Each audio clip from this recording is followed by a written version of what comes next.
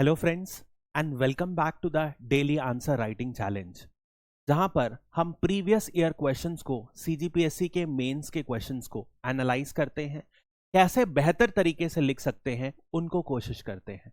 ठीक है, तो आज का 21 मार्च का एक क्वेश्चन है जो मैंने स्पेशली हैंड पिक किया है। एक ऐसा क्वेश्चन जो आमतौर पर आप सब लोग पढ़ के रखे हैं, सिलेबस को सबने कोचिंग के नोट्स देखे होंगे। ये एक ऐसा टॉपिक है जिसे कोचिंग में बहुत डेप्थ में नहीं कराया जाएगा, क्योंकि इतना टाइम एक्चुअली नहीं होता है कि एक एक इंडस्ट्री को हम डेप्थ में कर सकें। तो ऐसा ही एक स्पेसिफिक क्वेश्चन मैंने उठाया है। क्वेश्चन है, भारत में सीमेंट उद्योग के स्थानीयकरण के कारकों का वर्णन कीजिए तथा इसके वितरण का विश्लेषण कीजिए। अगेन 2022 के मेंस का पेपर है, पेपर नंबर 7 का ही ये क्वेश्चन है। और ये देखें, यदि सिर्फ और सिर्फ 4 मार्क्स का क्वेश्चन है, यानी हमें 60 शब्दों में इसे लिखना है। यानी कि अब देखिए, ये एक बहुत ही ज्यादा स्पेसिफिक हो गया। अब मैं आपको बताऊं, आमतौर पर होता यह है, यदि आप सीमेंट इंडस्ट्री से क्लोजली रिलेटेड नहीं है या उसके बारे में बहुत अच्छे से नहीं जानते हैं, तो ये क्वेश्चन आपके लिए बहुत ज्यादा डिफिकल्ट होगा एग्जाम में टू द पॉइंट लिखने के लिए। और कोई भी कोचिंग जो है टू द पॉइंट इस क्वेश्चन को कभी आंसर करने के लिए हमारे पास कंटेंट नहीं रहता है।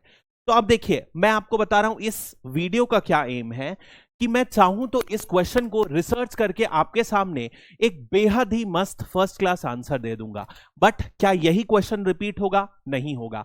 इसीलिए जो एजेंडा है कि यदि इस प्रकार का फिर से कोई क्वेश्चन आए, जब हम एक्चुअली मेंस लिख रहे होंगे, हमारे पास नॉलेज लिमिटेड रहेगी, तो हम कैसे एक ठीक ठाक एवरेज से अबव आंसर लिख सकते हैं, जिससे हमें बाकियों कैंडिडेट की अपेक्षा हमें कुछ ज्यादा नंबर मिल जाएगा। 1 या 2 नंबर कुछ यदि मिल गया अच्छा, तो 0 के बजाय कैसे बेटर मिल सकता है, यही एम है। तो अब अगेन फिर से जो हमारा लिखने का तरीका है वो वही रहेगा, लेकिन पहले क्वेश्चन को समझिए एक बार और।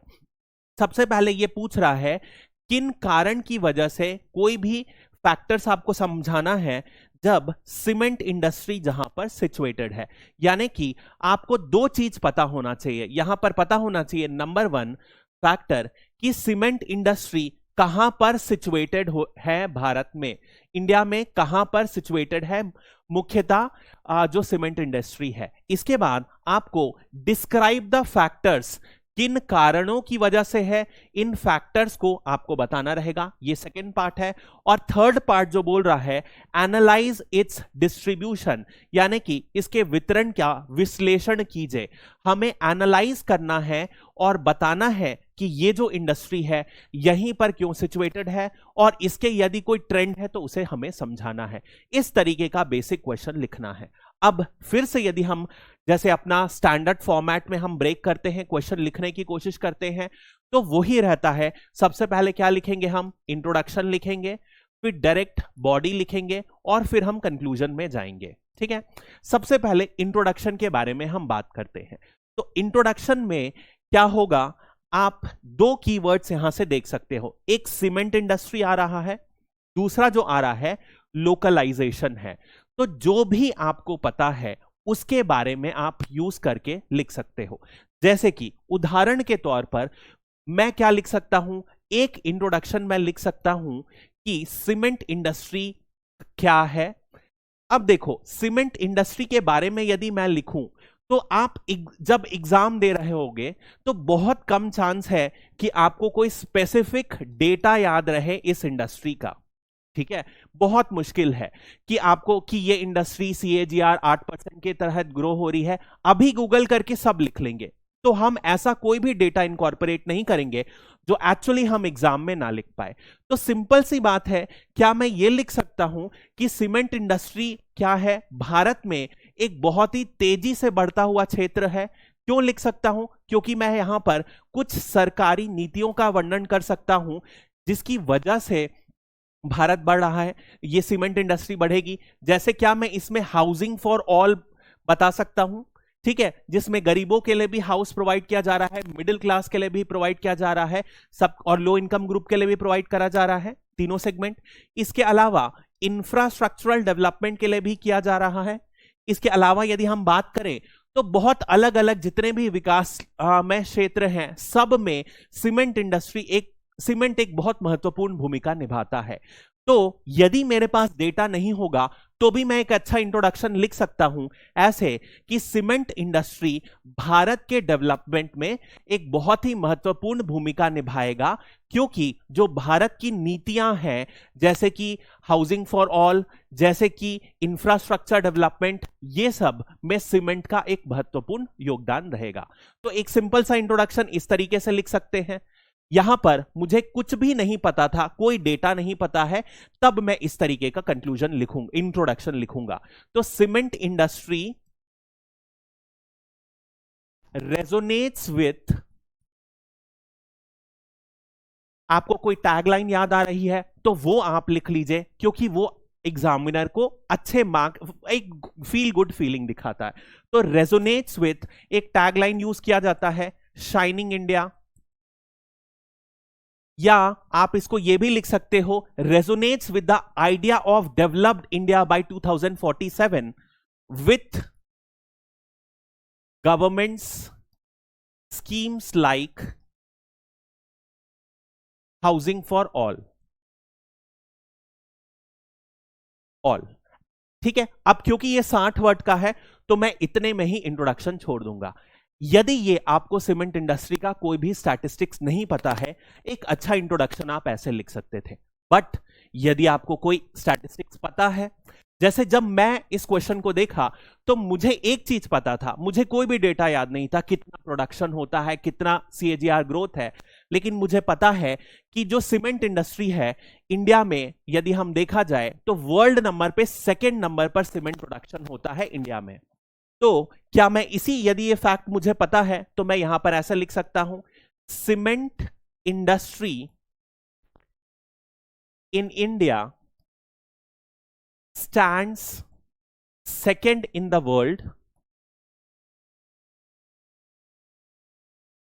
इन टर्म्स ऑफ प्रोडक्शन,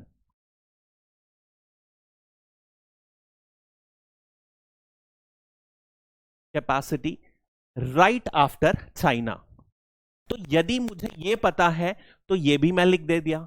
किसी को और ज्यादा इंफॉर्मेशन पता है कि अभी कितने मैट्रिक टन सीमेंट प्रोड्यूस होता है, वो इंफॉर्मेशन आप इंट्रोडक्शन में लिख दो।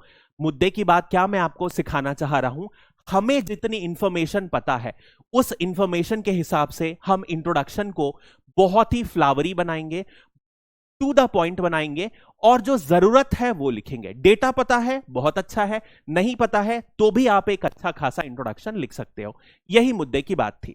अब देखो नेक्स्ट आते हैं हम, factors of localisation of industry. Cement industry की बात कर रहे हैं, अब ध्यान रखिएगा, फैक्टर्स की बात कर रहे हैं ऑफ लोकलाइजेशन। तो क्या कारण से होता है, इसको हेडिंग डालेंगे। अब ध्यान रखिएगा, एक चीज यदि आपने पढ़ा होगा कि कभी भी जो मेजर दो तरीके की इंडस्ट्री होती है, कभी भी देखोगे आप, एक होती है जो मार्केट ओरिएंटेड होती है, और जो दूसरी होती है वो होती है रॉ मटेरियल ओरिएंटेड। ठीक है, ऐसा होता है, ये आपको पता होना चाहिए क्योंकि आप मेंस लिखने वाले हैं। तो यदि रॉ मटेरियल ओरिएंटेड होती है तो क्या होता है, उस इंडस्ट्री को हमेशा जो उसमें जो बेसिक तत्व है, जो बेसिक पदार्थ डालना होता है, उसी के पास सिचुएटेड होती है। जैसे कि यदि आप सीमेंट इंडस्ट्री की बात करोगे तो सीमेंट का जो बेसिक रॉ मटेरियल रिक्वायरमेंट होता है, सबसे इंपॉर्टेंट जो है लाइमस्टोन, यानी कि चूना पत्थर, जो टोटल इंडस्ट्री का 60 से 65% टोटल रॉ मटेरियल की रिक्वायरमेंट होती है। तो ये एक क्राइटेरिया होता है। दूसरा जो होता है मार्केट ओरिएंटेड। मार्केट ओरिएंटेड में यदि आप आज की डेट में देखोगे तो जितने भी इलेक्ट्रॉनिक गुड्स हो गए, ये इसका एग्जाम्पल हो जाते हैं। इवन मैं आपको बात बताऊं तो आज की डेट में पहले जो होती थी टेक्सटाइल इंडस्ट्री, वो रॉ मटेरियल ओरिएंटेड थी, लेकिन आज की डेट में कॉटन टेक्सटाइल इंडस्ट्री भी मार्केट ओरिएंटेड है। जब हम इंडस्ट्री पढ़ेंगे भूगोल में तो इसके बारे में मैं आपको डेप्थ में बताऊंगा। अभी के लिए आपको यह समझना था। मुद्दे की बात क्या है, जो हमें समझ में आया कि सीमेंट इंडस्ट्री का जो बेसिक मटेरियल है वो लाइमस्टोन है, और इसी वजह से ये मटेरियल कहां पर रहेगी इंडस्ट्री, जहां पर हमें लाइमस्टोन मिलेगा। अब हमने फिजियोग्राफी पढ़ा है, तो फिजियोग्राफी के हिसाब से बेसिक आइडिया हमें थोड़ा सा लग जाना चाहिए कि कहां कहां पर लाइमस्टोन सिचुएटेड है। तो हम क्या करेंगे, अपनी नॉलेज के हिसाब से यदि हमें सीमेंट इंडस्ट्री के कोई पर्टिकुलर प्लांट पता है तो हम वो डालेंगे, नहीं पता है तो हम एक जनरल मैप बनाएंगे और उस जनरल मैप के थ्रू हम समझाने की कोशिश करेंगे। मैप बनाने में जरूर आप प्रैक्टिस कर लीजिए, मैप बार बार बनाइए, जितना ज्यादा आप मैप बनाओगे उतना ज्यादा अच्छा रहेगा। तो परफेक्ट बनाने की जरूरत नहीं रहती है, लेकिन एक ठीक ठाक मैप आप बना दोगे तो आपका काम चल जाता है। ठीक है, इस तरीके से आप मैप बना लिए, एक रफ मैप है। अब देखिए मैं आपको बता रहा हूं, हमें चीज पता होना चाहिए कि चूना पत्थर हमें कहां मिलता है। तो चूना पत्थर दो ही जगह मात्र मिलता है, एक जो है अरावलीस में, यहां आप एक काम करो अरावलीस मार्क कर दो। दूसरे नंबर पर जो मिलता है वो है विंध्यन माउंटेन रेंज में, यहां पर मेजर जो है आपको मिलेगा चूना पत्थर। तीसरा जो है कोस्टल इलाकों में मिलने लगा है, क्योंकि कोस्टल इलाकों में समुद्र के तट से निकाल लिया जाता है। इसी वजह से आप देखोगे कि गुजरात के आसपास वाले क्षेत्रों में आज की डेट में लाइमस्टोन इंडस्ट्री, यहां पर तटीय क्षेत्रों में लाइमस्टोन इंडस्ट्री है। ठीक है, और उसी से सीमेंट इंडस्ट्री है। तो यदि मुझे यह पता है तो इस बेसिस में मैं बना सकता हूं, यदि मैं सिंपल सी बात करूं, मैं फैक्टर्स की बात करूं, किन किन कारणों के कारण लोकलाइज्ड होती है सीमेंट इंडस्ट्री, तो ये मुझे लिखने के लिए इतना पोर्शन पर्याप्त है। तो सबसे महत्वपूर्ण जो है वो आपको लिखना पड़ेगा। Most important is the raw material. Raw material क्या है? लाइमस्टोन है, अभी हमने देखा चूना पत्थर। ठीक है, चूना पत्थर कहां मिलता है? अब मुझे क्या पता है चूना पत्थर कहां मिलता है, तो इसी के बेसिस में मैं लिख दूंगा बिकॉज लाइमस्टोन जो चूना पत्थर है मुख्यतः भारत में सिर्फ दो ही माउंटेन रेंजेस के पास पाया जाता है, एक अरावली की पर्वत श्रृंखला और दूसरा विंध्यंस। इसी वजह से आप देखोगे मुख्यतः जितनी भी सीमेंट के उद्योग है वो कहां पर है, मुख्यतः कहां पर स्थित है? वो स्थित है सेंट्रल इंडिया में। ये आप लिख सकते हो। तो ये पहला पॉइंट हो गया। इसको चाहो तो पूरा शब्दों में लिख दो या इसी तरीके से शॉर्ट में करके लिख दो, आपके पास स्पेस कम रहेगी तो इसी तरीके से शॉर्ट में लिख के एक लाइन में आप लिख सकते हो। ठीक है, ये भी एक तरीका होता है लिखने का, जब टाइम कम रहे और जब आपको लिखना रहता। इसे यदि पूरी के पूरी वर्ड्स में लिखना है तो ये भी लिख सकते हो, the basic ingredient of cement industry is limestone which is chiefly found in Aravallis and Vindhyan in India, and that is why the cement industry is found mainly in the central India. ठीक है, ये आपने लिख लिया। यदि आपको industry के बारे में पता है तो अब आप क्या करो, इंडिया का एक मैप फिर से बना दो। अब मैं फिर से ड्रॉ नहीं कर रहा हूं, टाइम वेस्ट होता है। तो इसी मैप में आप क्या करो, आप बेसिक बता दो कि कहां कहां पर सिचुएटेड है। तो यदि आपको थोड़ी भी प्लांट की नॉलेज है तो आप उस तरीके से कर सकते हो। जैसे कि मैं बता रहा हूं, एक बहुत कॉमन है वो है एमपी में सतना। ठीक है, हमें सबको पता है बिलासपुर में लाइमस्टोन है, ये तो गिरी से गिरी हालत में सबको पता होगा। तो बिलासपुर लिख दो, छत्तीसगढ़ का बिलासपुर लाइमस्टोन इंडस्ट्री का हब है। इसके अलावा यदि आपको पता है तो ठीक है, नहीं तो एक्चुअली यहां पर भी हमने अरावली देखा।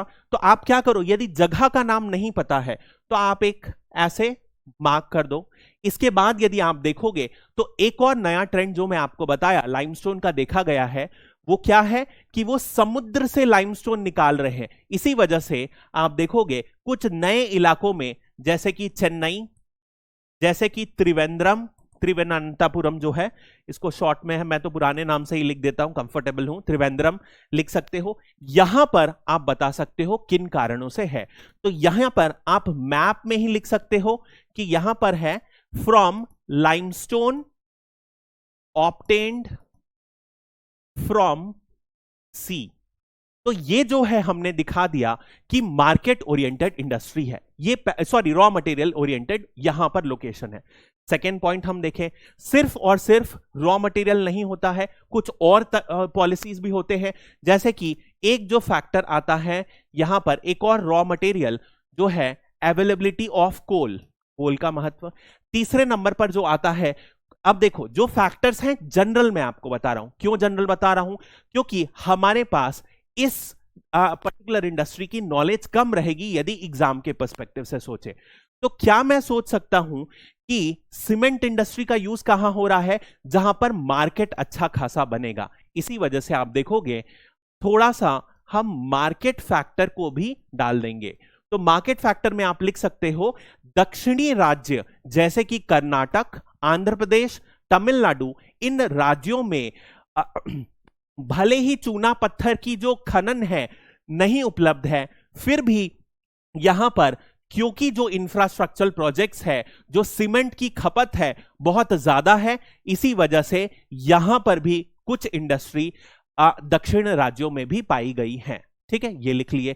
मार्केट फैक्टर यहां पर लिख सकते हो आप, market pull towards south India due to high cement demand. ठीक है, और क्या लिख सकते हैं, ये पूरा का पूरा प्रोसेस बनाने में क्या लगता है, पावर बहुत ज्यादा लगता है। तो पावर रिक्वायरमेंट या पावर अवेलेबिलिटी लिख दो, जहां पर इलेक्ट्रिसिटी इजीली अवेलेबल हो।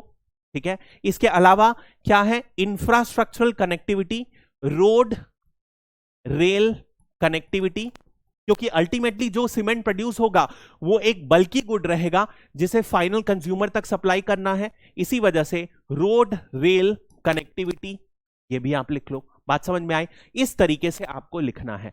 अब फाइनली यहां पर देखो क्वेश्चन क्या पूछ रहा है, आखिरी में क्या बोल रहा है, एनालाइज इट्स डिस्ट्रीब्यूशन, यानी कि विश्लेषण भी हमें करना है। तो ये एक तरीके से विश्लेषण कर लिए हम। तो इस तरीके से आप बिना कोई बहुत ज्यादा डेप्थ के नॉलेज के आप ये लिख सकते हो। अब देखो एक चीज और, अब फिर आता है सवाल, इसमें कंक्लूजन कैसे लिखें। तो कंक्लूजन फिर से जैसे कि मैं आपको हमेशा बोला हूं, कंक्लूजन हमें ओरिजिनल कंटेंट से थोड़ा सा अलग लिखाना। तो एक तरीका क्या हो सकता है कि हम नए ट्रेंड के बारे में बात करें यदि कुछ हो रहा है, जैसे कि इस इंडस्ट्री में न्यू ट्रेंड क्या है। एक हमने बात किया कि ये एक ऐसी इंडस्ट्री है जो मुख्यतः रॉ मटेरियल ओरिएंटेड है, जहां पर रॉ मटेरियल पाया जाता है वहीं पर ये इंडस्ट्री सिचुएटेड है। लेकिन मार्केट पुल की वजह से, ज्यादा डिमांड की वजह से ये इंडस्ट्री क्या हो रही है, मार्केट ओरिएंटेड भी हो रही है। इसी वजह से ये साउथ इंडिया यानी कि दक्षिण भारत के राज्यों में भी आज की डेट में सीमेंट के अच्छे उद्योग पाए गए हैं। एक ये हम लिख सकते हैं। दूसरा, यदि हम बात करें कि जो सीमेंट की जो रिक्वायरमेंट है बहुत ज्यादा लगातार बढ़ रही है, इसी वजह से क्या हुआ है, हम रिसाइकलिंग की तरफ भी बढ़ रहे हैं या अदर रॉ मटेरियल्स की खोज कर रहे हैं, जिसमें कि मैं एक एग्जांपल बताया, जैसे कि आप मैराइन लाइमस्टोन को यूज कर रहे हैं, जिसमें हम चेन्नई में तिरुवनंतपुरम में भी प्लांट सेटअप किए हैं। वो कहां से है, वो समुद्री चूना पत्थर को यूज करके सीमेंट को बनाया जा रहा है। तो ये दोनों को यूज करके हम लिख सकते हैं। या तो फिर और ये भी नहीं पता है तो आप क्या कर सकते हो, एक सिंपल सादे कंक्लूजन लिख सकते हो। इस सिंपल सादे कंक्लूजन में आप ये बताओगे कि सीमेंट इंडस्ट्री भारत की, अब देखो आपको ये तो पता ही है, अर्थव्यवस्था में आपने पढ़ा, इकोनॉमी में पढ़ा है कि सीमेंट एक कोर इंडस्ट्री है। ठीक है, ये तो पता ही है। तो क्या मैं एक सिंपल ये भी लिख सकता हूं कि भारत यदि 7 से 8% की ग्रोथ अचीव करना चाह रहा है तो उसमें इंफ्रास्ट्रक्चर डेवलपमेंट एक महत्वपूर्ण भूमिका निभाएगा। इसमें एक सीमेंट जो कि एक कोर इंडस्ट्री है उसका योगदान महत्वपूर्ण होने वाला है। ठीक है, ये भी लिख सकते हो, यानी कि आप सिंपल शब्दों में लिख सकते हो, cement being a core industry is poised to play a significant role, important role in for India's double-digit growth.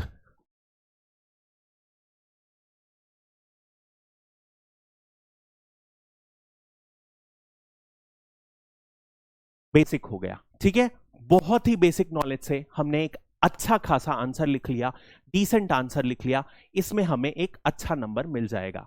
ध्यान रखिएगा, कभी भी कोई ऐसे फैक्टर वाले क्वेश्चन आएंगे, जब मैं आपको इंडस्ट्री पढ़ाऊंगा, एक चीज जरूर ध्यान रखिएगा, हर चीजों का हम मैप बनाएंगे। तो जैसे कि फॉर एग्जांपल जब हम टेक्सटाइल इंडस्ट्री पढ़ेंगे तो हम देखेंगे कि 4 से 5 मेजर बेल्ट हैं टेक्सटाइल इंडस्ट्री की, चाहे वो मुंबई से नागपुर हो, पंजाब वाली बेल्ट हो, नीचे की तरफ साउथ में तमिलनाडु के पास है कोयम्बटूर की तरफ बेल्ट, ये सब हम पढ़ेंगे। तो हमेशा जब भी आप कोई इंडस्ट्री आगे से मेंस के लिए पढ़ रहे हैं, खुद से या मेरे से पढ़ेंगे, आपको एक चीज बहुत क्लियर हो जानी चाहिए, जितने भी भूगोल के क्वेश्चन हैं, चाहे वो छत्तीसगढ़ के हो चाहे वो इंडिया के हो, मेरे पास उस क्वेश्चन का मैप रेडीमेड रहना चाहिए। जैसे ही आया मैं छाप दूंगा। प्रॉब्लम क्यों आई यहां पर? क्योंकि मैं यदि आपको, अब देखिए, जब मैं आपको लाइमस्टोन का पढ़ाऊंगा तो मैं आपको 7 एरियाज बताऊंगा कि यहां पर मेजरली सीमेंट इंडस्ट्री है, बट अभी में हो सकता है आपको नहीं पता हो वो। इसी वजह से मैंने आपको दोनों तरीके से बताया कि यदि आपको 7 एरियाज ऑफ जो मेजर लाइमस्टोन के हैं, सतना है, इसके बाद यदि आप देखोगे तो मध्य प्रदेश में नीमच है, बिलासपुर हो गया छत्तीसगढ़ में, आंध्र प्रदेश में जाओगे तो नलकोंडा वेलिकोंडा है, चंद्रापुर है महाराष्ट्र में, ये मुख्य रीजन आपको पता होना चाहिए। नहीं पता है तो अभी के लिए हम इससे, एग्जाम में भी नहीं पता रहे तो इससे एक डिसेंट आंसर लिख सकते हैं, लेकिन यदि वो पता रहेगा तो और अच्छे से हम लिख लेंगे। ठीक है, तो यही पर्पस है कि जो डिफिकल्ट क्वेश्चन आए, जो हमें नहीं पता रहे, उसमें भी हम अच्छे से एक डिसेंट आंसर लिख लें। अभी के लिए इतना ही। आई होप आपको वीडियो पसंद आया होगा, और किसी भी प्रकार की हेल्प चाहिए तो मुझे प्लीज कांटेक्ट करिए। I will definitely try to help you guys, and till then thank you and good night.